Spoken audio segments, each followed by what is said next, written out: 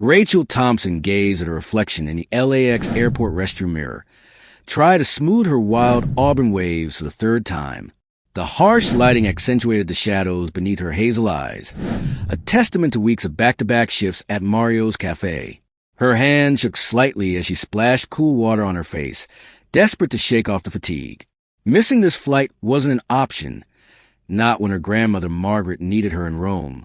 The memory of her cousin Lisa's call from 2 days ago still tightened her chest. "Rachel, Grandma's condition has taken turn for the worse," Lisa had said, her usually calm voice cracking. "Asterisk, the doctors think we should prepare. I've booked you a ticket. You need to come now." Asterisk, the ticket was a blessing Rachel couldn't have managed on her own, not with 6-year-old son and barely scraping by on a barista's wages. That morning's goodbye with Liam had nearly shattered her. Her son had clung to her at the door, tiny hands gripping her faded denim jacket. "Mommy, why can't I come with you?" Liam had asked, his big hazel eyes brimming with tears. "Promise you'll call every day?" Rachel had knelt down, pulling him close, breathing in the familiar scent of his bubblegum shampoo. Asterisk, every single day. "Sweetheart, I promise. And I'll bring you back something special from Rome." Asterisk, she tried to sound cheerful, turning it into an adventure rather than the possible final goodbye to a grandmother Liam barely knew. Her ex, Mark, had stood in the doorway, arms crossed and jaw tight, his disapproval evident. Their split 3 years ago had left deep wounds. But he was still Liam's father, and right now, he was her only option for childcare. "I'll take care of him," he'd said curtly, as if reading her thoughts. "Just stay in touch." The unspoken tension between them hung heavy, the same tension that had ultimately ended their marriage. Asterisk's final boarding call for Flight AZ-45 to Rome. Fiumicino Airport. Asterisk, the announcement snapped Rachel back to reality. She grabbed her well-worn leather tote and dashed through the terminal, her practical flats clacking against the polished floor. Her heart raced as she navigated the crowd, muttering apologies as she bumped into other travelers. She reached the gate just as the attendant was about to close the door. "Wait, please," she called out, waving her boarding pass. The attendant's initial frown softened at Rachel's obvious distress, and she quickly scanned the ticket. Asterisk, hurry along. "Dear, you're in A-Team B." Asterisk, Rachel practically stumbled down the jet bridge, trying to catch her breath. Inside the plane, she made her way down the narrow aisle, apologizing as her bag brushed against seated passengers. When she reached row 18, she paused. A man in a perfectly tailored charcoal suit occupied the window seat, engrossed in a leather-bound book. Even seated, she could tell he was tall, with broad shoulders and dark hair streaked with silver at the temples. As she struggled to lift her bag into the overhead compartment, her arms trembling from exhaustion, the man looked up. The book in his hands was one she recognized from her brief teaching days before Liam was born. "Let me help," he said, standing smoothly. His voice carried a hint of an Irish accent, and his eyes, a striking shade of blue, met hers with unexpected kindness. He effortlessly lifted her bag, their fingers brushing briefly, sending a jolt through her weary body. "Thank you," Rachel managed, sliding into her seat. She was acutely aware of her worn sweater next to his obvious elegance. "I'm not usually this," she gestured vaguely, unsure how to explain that she was usually more composed, even if that hadn't been true for a while. "Daniel O'Connor." He introduced himself with a soft smile that softened his serious expression. "No explanation needed. Long day, long month," Rachel replied, attempting to return his smile while settling into the seat. She hadn't flown since her honeymoon 8 years ago, and she'd forgotten how cramped it felt. The flight attendants began their safety demonstration, their practice movements barely registering in her exhaustion-clouded mind. As the plane taxied and took off, Rachel tried to focus on the city lights below, but her eyelids grew heavier. The past weeks of overtime shifts arranging Liam's care and worrying about her grandmother had finally caught up with her. She fought to stay awake, not wanting to seem rude to her seatmate, who had been nothing but gracious. "It's a long flight," Daniel said gently, noticing her struggle. "Asterisk, get some rest." "I won't take offense." Asterisk's voice reminded her of the audiobooks she sometimes played for Liam at bedtime. Warm, soothing, and oddly comforting. Rachel meant to thank him, but the words never made it past her lips. The hum of the engines, the darkness outside, and the warmth of the cabin conspired against her remaining consciousness. Her head gradually tilted until it found rest on something firm yet comfortable, Daniel's shoulder.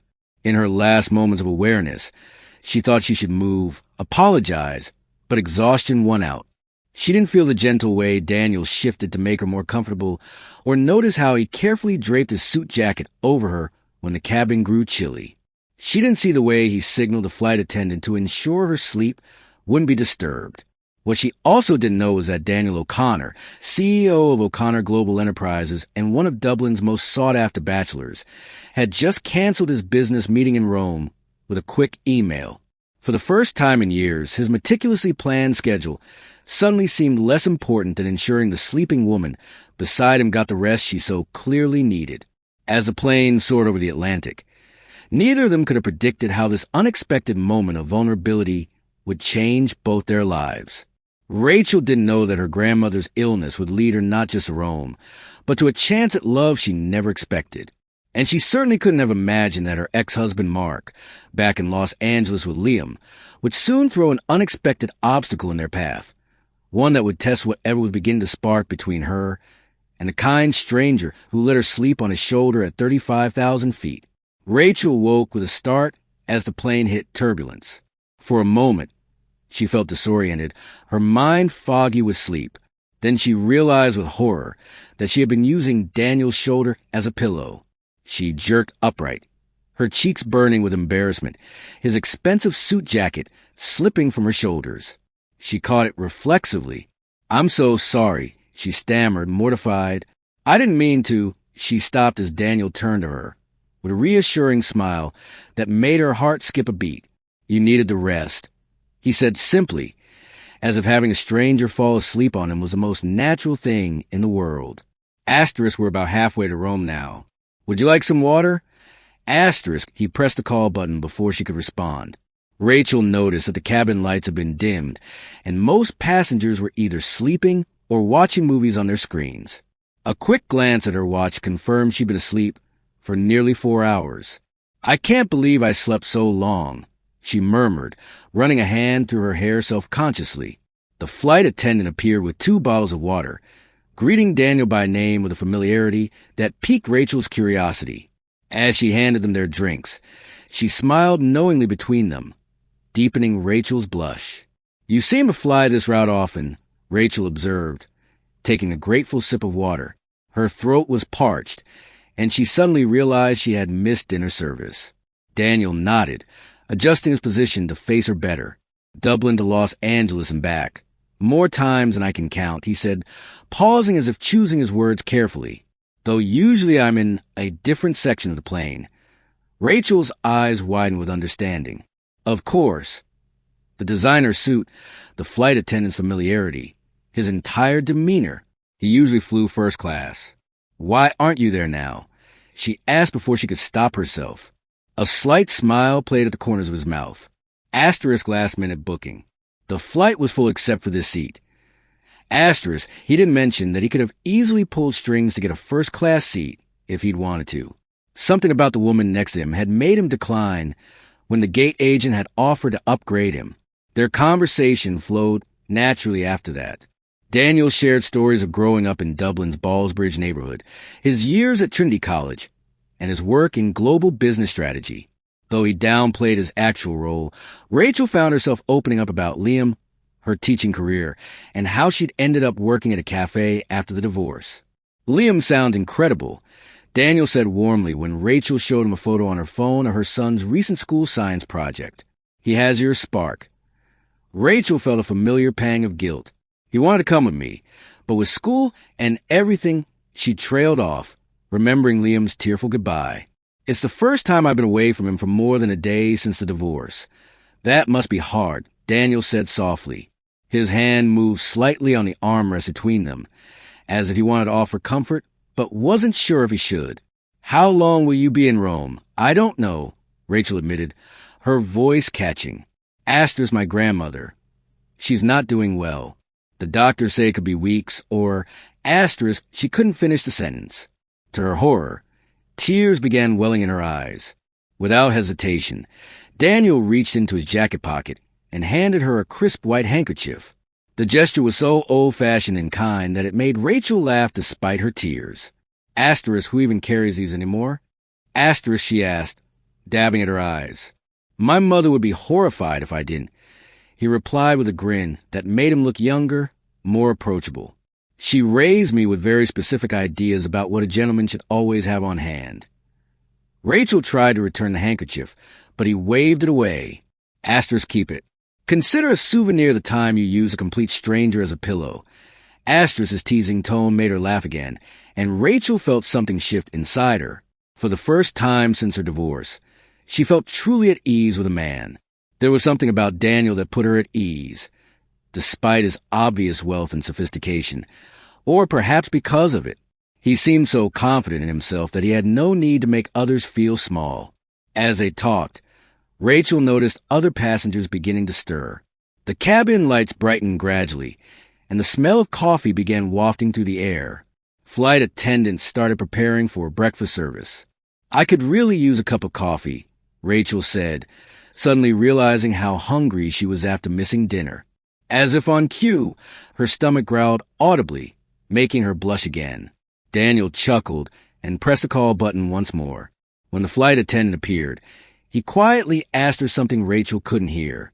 Minutes later, she returned with 2 full breakfast trays, but these weren't the standard economy class meals. These were clearly from first class, complete with fresh pastries, fruit, and steaming coffee in proper cups. You shouldn't have, Rachel protested, even as her mouth watered at the sight. I can't let you. Consider it payment for being such an excellent pillow, Daniel interrupted smoothly. Besides, airplane food is always better shared with good company. As they ate breakfast together, watching the sunrise paint the sky in brilliant oranges and pinks through the small window, Rachel felt a flutter of excitement that had nothing to do with the coffee. She found herself hoping that perhaps their connection wouldn't end when they landed in Rome. What she didn't know was that Daniel was already formulating a plan to ensure it wouldn't. In his jacket pocket, his phone buzzed with meeting notifications that he continued to ignore. For the first time in his highly structured life, Daniel O'Connor was choosing to let a chance encounter with a sleeping stranger take the lead. The plane landed at Fiumicino Airport under a cloudy Roman sky. As they waited to disembark, Daniel helped Rachel retrieve her bag from the overhead compartment. Let me give you my card, he said, reaching into his suit jacket. Perhaps we could have coffee while you're in Rome. Rachel's heart fluttered as she accepted his business card, her eyes widening slightly as she read his title. Daniel O'Connor, CEO, O'Connor Global Enterprises. She looked up at him with new understanding. You're not just in business strategy, are you? Daniel had the grace to look slightly embarrassed. Asterisk, I may have understated my position a bit. I didn't want it to, asterisk, he paused, searching for the right words. Change things. Before Rachel could respond, her phone buzzed with an urgent message from her cousin Lisa. Asterisk, where are you? Your grandmother's condition has worsened. Come straight to the hospital. Asterisk, her hands began trembling as she read the message. Is everything all right? Daniel asked, noticing her distress. My grandmother. I need to get to the hospital right away, Rachel explained, her voice shaking. Without hesitation, Daniel took charge. My driver is waiting outside. Let me take you there, he offered. Seeing her hesitation, he added, please, it's the least I can do. Minutes later, they were in a sleek black car, speeding through the streets of Rome. Rachel barely registered the iconic landmarks they passed. Her mind focused entirely on her grandmother. Daniel sat beside her in reassuring silence, occasionally squeezing her hand when she seemed particularly anxious. At the hospital, Daniel insisted on waiting with her while she found her cousin. When Lisa appeared, a tall, elegant woman in her 50s, her eyes were red from crying. Rachel, thank God you're here, she said, embracing her. Then she noticed Daniel and raised an eyebrow questioningly. This is Daniel, Rachel explained quickly. We met on the plane. He helped me get here faster. Lisa's expression softened with gratitude. Your grandmother is asking for you, Lisa said gently. The doctors say. She glanced at Daniel, then back to Rachel. We should talk privately. Daniel understood immediately. I'll leave you with your family, he said softly. But please call me if you need anything at all. He squeezed Rachel's hand one last time before leaving. The next few hours passed in a blur of medical terms, quiet conversations, and tears. Margaret, Rachel's grandmother, drifted in and out of consciousness. During one lucid moment, she squeezed Rachel's hand and whispered, "My little star, you came." The childhood nickname brought fresh tears to Rachel's eyes. Late that evening, while Lisa went to get coffee, Rachel checked her phone and found several missed calls from Mark. Worried about Liam, she stepped into the hallway to return his calls. "Where the hell have you been?" Mark's angry voice filled her ear. "And who's this guy you're running around Rome with?" Rachel froze. "What are you talking about?" Asterisk, don't play dumb, Rachel. "Liam's teacher saw you on Instagram. Some CEO posted a photo from his plane with you sleeping on his shoulder. It's all over social media. What kind of example are you setting for our son?" Asterisk, Rachel's blood ran cold. She quickly opened Instagram and found what Mark was talking about. There it was. A photo she hadn't known was taken, showing her asleep on Daniel's shoulder, his jacket draped over her. The caption read, asterisk, "Sometimes the best connections happen by chance. Roman sunrise." Asterisk, it had thousands of likes and comments, many speculating about the mysterious woman in the photo. Her hands shaking, Rachel scrolled through the comments. Some were kind, but others were vicious, calling her a gold digger and worse. Several tabloid websites had already picked up the story. Dublin's most eligible bachelor found love in economy class. "Mark, it's not what you think," Rachel began, but he cut her off. Asterisk, "I'm consulting with my lawyer. This kind of publicity isn't good for Liam. Maybe it's time we revisit our custody arrangement." Asterisk, "You can't do that." Rachel's voice rose, drawing concerned looks from passing nurses. Asterisk, "It was just a chance meeting on a plane. I'm here for Grandma Margaret. You know that." Asterisk, "Tell that to the judge." Mark snapped before hanging up. Rachel leaned against the wall, her legs weak. How had everything spiraled so quickly? She opened her messages to text Daniel to ask him to take down the photo, but stopped when she saw he'd already sent her several urgent messages. Asterisk, "Rachel, I'm so sorry. My PR team posted that photo without my knowledge. I've had it taken down, but the damage is done. Please let me explain. Can we meet? I never meant for this to happen." Asterisk, just then, Lisa burst out of their grandmother's room. "Rachel, come quickly." Rachel rushed back inside to find doctors surrounding her grandmother's bed, the machines beeping urgently. Time seemed to slow as she watched them work, her world narrowing to the sound of her own heartbeat, and the desperate prayer repeating in her mind. "Please, not yet, not like this." Standing in that sterile hospital room watching her grandmother fight for life, Rachel felt everything slipping away. Her chance at romance with Daniel, possibly even custody of Liam. How had a simple act of falling asleep on a plane turned her entire world upside down in less than 24 hours?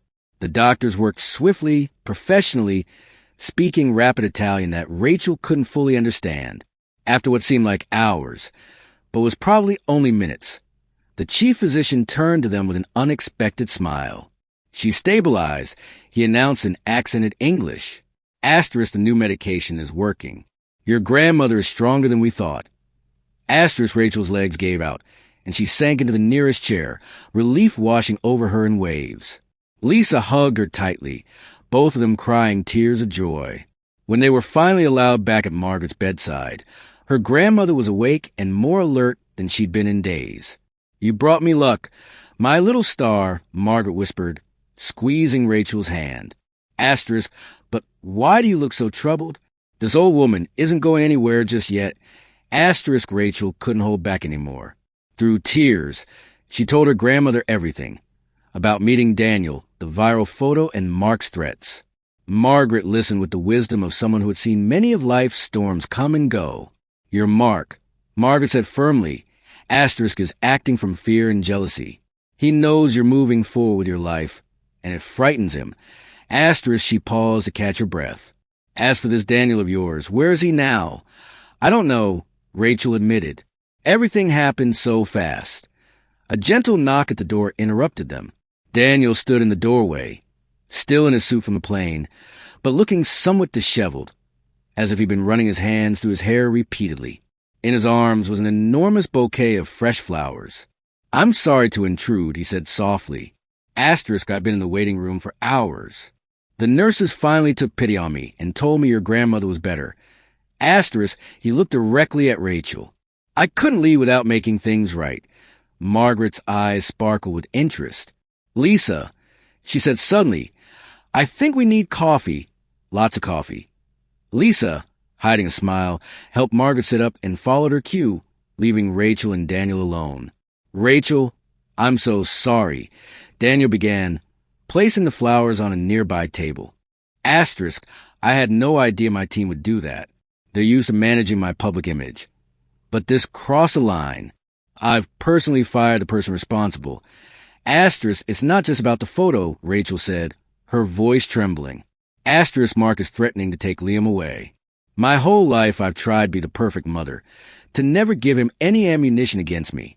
And now, Asterisk stop, Daniel said firmly, crossing the room to take her hands in his. Asterisk, I've already handled it. My legal team contacted Mark an hour ago. They explained that if he pursues any custody changes based on that photo, he'll face a massive lawsuit for defamation and emotional distress. They also reminded him that attempting to use social media speculation to separate a mother from her child wouldn't look good to any judge. Asterisk Rachel stared at him in disbelief. You did that for me? I do a lot more than that, Daniel said softly. Rachel, I know we've only known each other for a day, but sometimes a day is all it takes to know something is special. He reached up to brush away a tear from her cheek. Asterisk, I'm not asking for anything except a chance to see where this might go. At your pace, on your terms. Asterisk, but your life is so different from mine. Rachel protested weakly. I'm just a barista from Los Angeles. You're a devoted mother, a loving granddaughter, and the kind of person who apologizes for falling asleep on a stranger's shoulder, Daniel interrupted with a smile. Asterisk, that's who you are. The rest is just details. Asterisk from her bed. Margaret called out, Rachel, if you don't say yes to that handsome man, I'm getting out of this bed and knocking some sense into you. They both laughed, breaking the tension. Your grandmother has excellent hearing, Daniel observed, and excellent taste.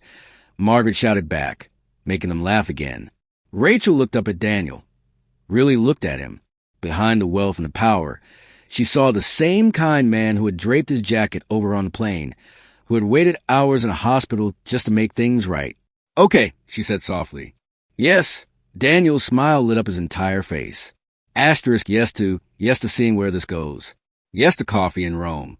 Yes to taking a chance. Asterisk, he pulled her close, and right there in her grandmother's hospital room with the beeping of medical machines as background music, they shared their first kiss. It was gentle, sweet, and full of promise. About time, Margaret declared from her bed. They turned to find her, and Lisa watching them with matching grins. Asterisk, now Daniel. Tell me about your family, and Rachel, call Liam. That poor child must be worried sick.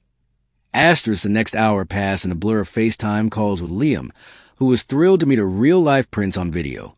Comfortable conversation, and more coffee than anyone should probably drink.